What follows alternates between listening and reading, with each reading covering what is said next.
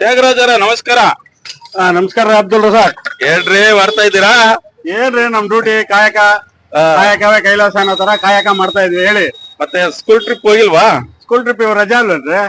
ರಜಾ ದಿವಸ ಇದು ಮಾಡ್ತಾ ರಜಾ ಇದ್ದೀರಾ? ದಿವಸ ಇದು ನಾಳೆ ಒಂದಿನ ಇರುತ್ತೆ. ಮತ್ತೆ ಶನಿವಾರ ರಂಜಾನ್ ರಜಾ ಇರುತ್ತೆ, ಭಾನುವಾರ ಮಾಮೂಲ್ ರಜಾ ಇರುತ್ತೆ. ಶನಿವಾರ ಭಾನುವಾರ ಇಲ್ಲಿ ಬಂದ್ರೆ ನಾನು ಖಂಡಿತ ನಿಮ್ಗೆ ಸಿಗ್ತೀನಿ. ಬಿಗ್ ಬಾಸ್ ಸೀಸನ್ 12 ನಡೀತಿರುವಾಗ ಇವರು ನಮ್ಮ ತ್ಯಾಗರಾಜು ಅವರು ರಕ್ಷಿತಾ ಸಪೋರ್ಟ್ ಮಾಡ್ತಾ ಇದ್ರು. ಅವಾಗ ಸಾಕಷ್ಟು ವಿಡಿಯೋಗಳು ನೋಡ್ತಾ ಇದ್ರು, ಸಾಕಷ್ಟು ಜನ ಲೈಕ್ಸ್ ಮತ್ತು ಸಾಕಷ್ಟು ವಿಡಿಯೋಗಳು ವೈರಲ್ ಆಗಿದ್ದಾರೆ. ಅವ್ರ ಗೆಟಪ್ ನೋಡಿ ಕೆಲವೊಬ್ರು ಹೇಳಿದ್ರು ಅವ್ರಿಗೆ ಏನ್ರಿ ಕಮ್ಮಿ ಇದೆ ಅಂತ. ಆದ್ರ ಒಳಗಿನ ನೋವು ಯಾರಿಗ್ ಹೇಳ್ಬೇಕು? ತ್ಯಾಗರಾಜು ಅವರು. ಹಾಗೆ ಇವತ್ತು ಅವರು ಸ್ಕೂಲ್ ರಜಾ ಇರೋದ್ರಿಂದ ಅಂಗಡಿ ಓಪನ್ ಮಾಡಿದ್ದಾರೆ.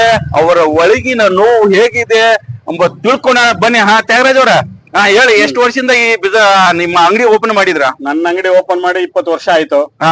ನನ್ನ ಈ ಸೈಕಲ್ ಲೈನ್ ಅಲ್ಲಿ ಸರ್ವಿಸ್ 43 ವರ್ಷ ಆಗ್ತಾ ಇದೆ. 1983ರಿಂದ ಸೈಕಲ್ ಶಾಪು ಕಲ್ತಿದ್ದೀನಿ. ನನಗೆ ಫಸ್ಟ್ ನಾನು ಕೆಲ್ಸಕ್ಕೆ ಸೇರುವಾಗ ಡೈಲಿ 50 ಪೈಸೆ.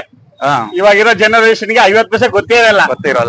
ಡೈಲಿ 50 ಪೈಸೆ, ತಿಂಗಳಿಗೆ 25 ರೂಪಾಯಿ ಸಂಬಳ.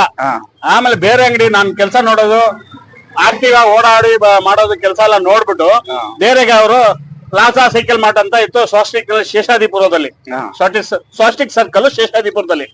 ಅವರು ಡೈಲಿ 1 ರೂಪಾಯಿ ಕೊಡ್ತೀನಿ, ತಿಂಗಳಿಗೆ 50 ರೂಪಾಯಿ ಸಂಬಳ ಕೊಡ್ತೀನಿ. ಅದು ಅವ್ರು ಕರೆದ್ರು ನೋಡಿ. ಅವಾಗಲೇ ನಮ್ ಡಿಮಾಂಡ್ 40 ವರ್ಷಕ್ಕೆ ಮುಂಚೆ, 43 ವರ್ಷಕ್ಕೆ ಮುಂಚೆನೆ ಅಷ್ಟು ಡಿಮಾಂಡ್ ಇತ್ತು.